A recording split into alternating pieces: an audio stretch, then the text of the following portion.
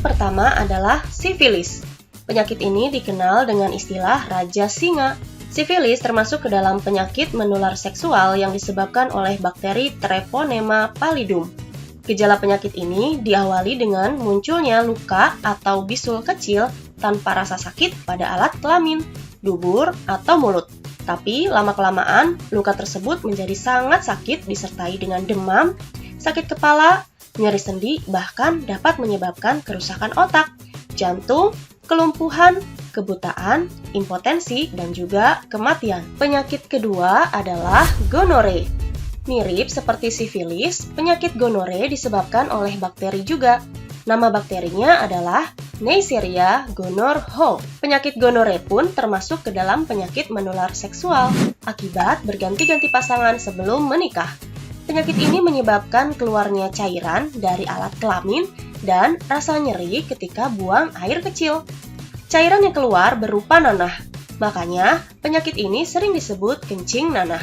Jika tidak diobati, bahaya penyakit gonore dapat menyebabkan kemandulan hingga kerusakan organ tubuh. Lanjut, penyakit ketiga adalah AIDS, kepanjangan dari Acquired Immune Deficiency Syndrome. Penyakit ini disebabkan oleh virus HIV atau kepanjangan dari Human Immunodeficiency Virus.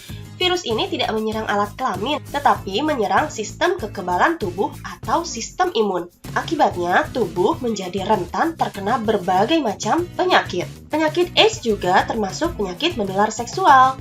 Penularannya tidak hanya karena hubungan seks bebas saja, tapi bisa juga diakibatkan penggunaan jarum suntik dan jarum tato yang sudah terinfeksi virus HIV.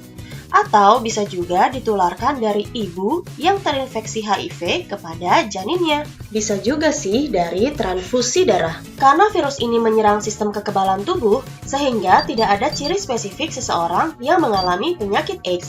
Hanya saja menjadi rentan sakit. Jadi, perlu pemeriksaan khusus di laboratorium. Sampai saat ini masih belum ditemukan obat untuk menyembuhkan penyakit AIDS. Hanya ada untuk memperlambat perkembangan virusnya saja. Penyakit berikutnya adalah herpes genital atau herpes kelamin. Penyakit ini diakibatkan oleh virus herpes simplex. Penyakit herpes juga termasuk ke dalam penyakit menular seksual. Cirinya terdapat luka melepuh di area kelamin yang menyebabkan rasa sakit dan gatal. Walaupun sebagian besar penyakit ini ditandai dengan luka melepuh, tapi ada juga loh yang tidak menimbulkan gejala. Selanjutnya penyakit chlamydia. Chlamydia diakibatkan infeksi bakteri Chlamydia trachomatis yang menyebar lewat cairan pada alat kelamin. Gejala yang timbul pada wanita biasanya terdapat keputihan yang amat bau dan sakit saat buang air kecil.